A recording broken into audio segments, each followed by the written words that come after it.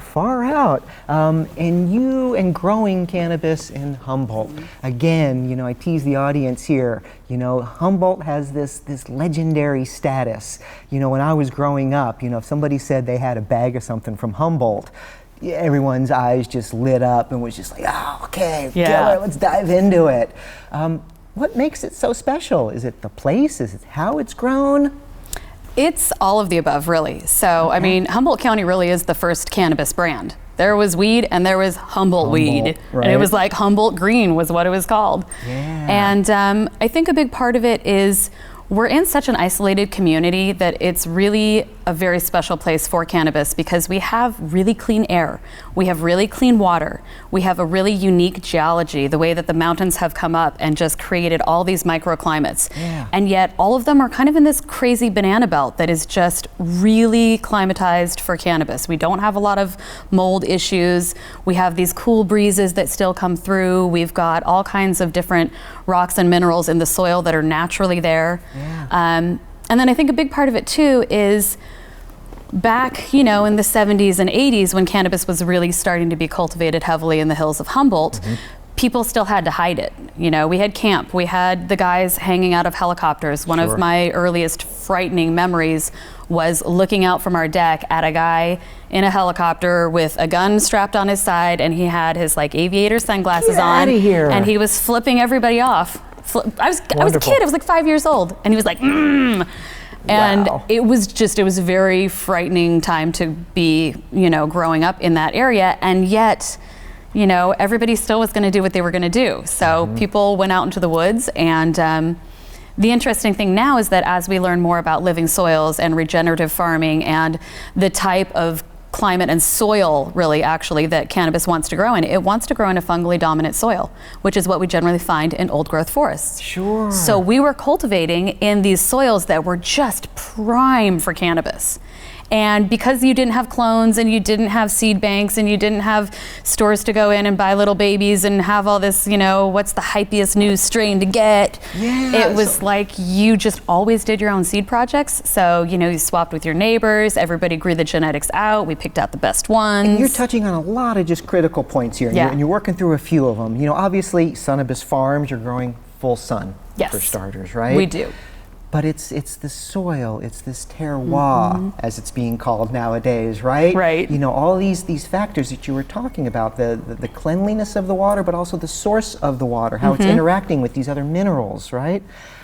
You also touched on regenerative growing, because I think that's something that you're becoming, and Sunibus Farms is becoming known for, is the way that you're growing this cannabis. There's the place, there's the Humboldt, but then also this technique, this new way of growing. It's just kind of an old way of growing that's kind of coming back.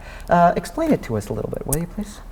So when I first heard the term regenerative cannabis, regenerative farming, I actually think it was. It's a mouthful too, right? Regenerative. Regenerative, yes. Don't say that with cotton mouth, regenerative.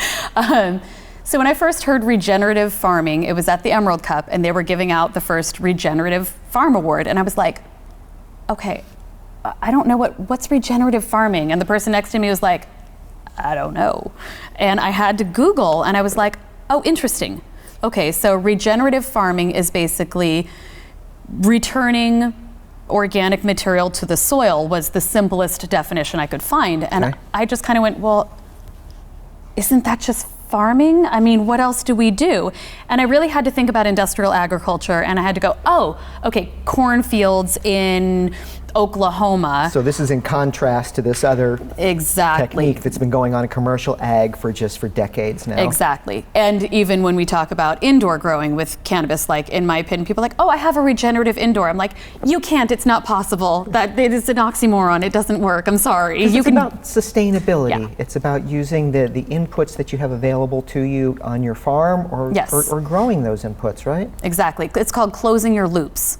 Okay. So when we think about an open loop, if you made a circle and you have a start and you have a finish and they're not connected. But if you close that loop, now you have a circle that's contained. So you close your loops on your farm. So if you're going to use water, you want it to be rainwater catchment because that's coming from the sky and going back in a circle, right? Okay, if I use municipal water, that's back outside the loop now. Exactly. Plants that are grown this way, they're much more robust, they're more vigorous. They uptake nutrients better. They uptake nutrients, that they use less nutrients that they uptake. They use less water. Yeah. It's pest pressures are not really such an issue when you have a really, really healthy plant, and all of these things are working all in synchronicity in the soil and on the foliar. It's cool. But as a connoisseur, yes. How does it affect the end product? But let's get down to the real reason why we care. Please, yeah. All right. So what we have noticed, without a shadow of a doubt, is that trichome production is increased, terpene production is increased, terpene variety appears to be increased. I didn't do a side-by-side, so I can't say that for certain. Okay.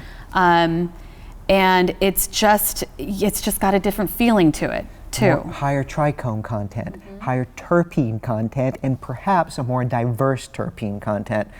Now we're talking the stuff I like. Yeah. Okay? Because that's the magic. Yeah. That's the flavor. You know, it's those terpenes that are influencing those effects. And you know, and the more terpenes, the more diverse range of terpenes, you're getting those nuances in those flavors. You're getting that true character coming out, right? And it's amazing to me too when you get down into those, you know, the sesquiterpenes and the really minimal ones that you're like, oh, it's like a 0.03%. Like, does that really make a difference? But then you smoke it and you're like, oh my gosh, it really makes a difference. Turns out like, it does. It's in those minute amounts, okay? They're all playing their role, okay? Either individually or together with the others, right? Exactly. So you brought some samples of what you do here today, I right? did. I'm getting anxious here talking about all these terps and trichs and then I find people who want to help me go down these crazy, crazy routes. And this happened to be a friend of mine named Stephen Johnson. Conspirators in your madness. Yes, he's nice one of my that. conspirators. And he was doing pressing. We would give him some of our fresh flower and he would sit there and he would dry it for anywhere between 12 and 36 hours. And once he hit the 12-hour mark, he had this like hydraulic hand press.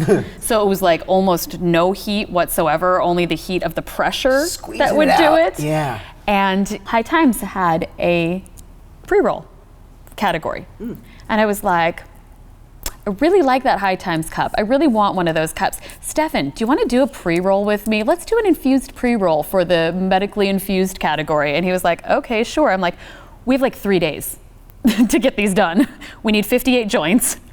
And here's what we want to do. And so we sat and we kind of brainstormed, and what we came up with was this, which is, I believe this one actually had 2 different types of flour, and then it's infused with Keef. Kief-Infused flour. Kief-Infused flour, because flour isn't enough. I love you Humboldt people, okay? Because there's a lot of cultivators around that are actually keefing their flour before they sell it, meaning they're putting it through some sort of tumbler, right, to get these trichomes off, and then they go and they sell this Keef flour. They sell the Keef separately.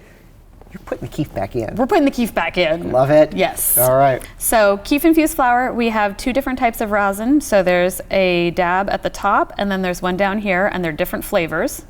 Okay. And then at the bottom, this little part is actually a CBD dab. So what happens is if you're smoking your joint, and it's a lot of THC in there, especially for people like me, and all of a sudden you realize you're way too high. You just break it at the bottom, and then you just light the CBD end.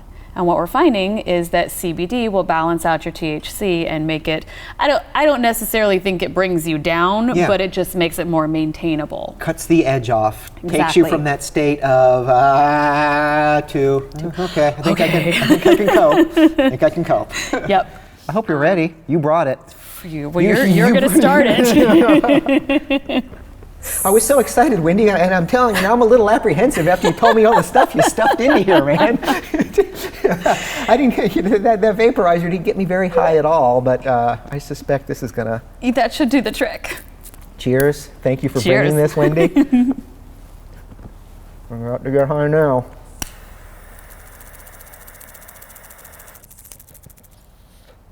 There you go.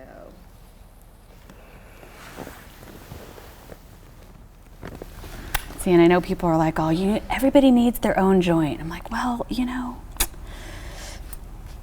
There's something about just passing it back and forth, though. When it's got 3 grams of rosin and Keef in there, I don't know how well I do with that by myself. And like I said, much this as I'd is like to try. the mini version, right? But the mini version. That's a relatively even burn there. It's close. How it was tasted. Now that's got some potency to it. Yes.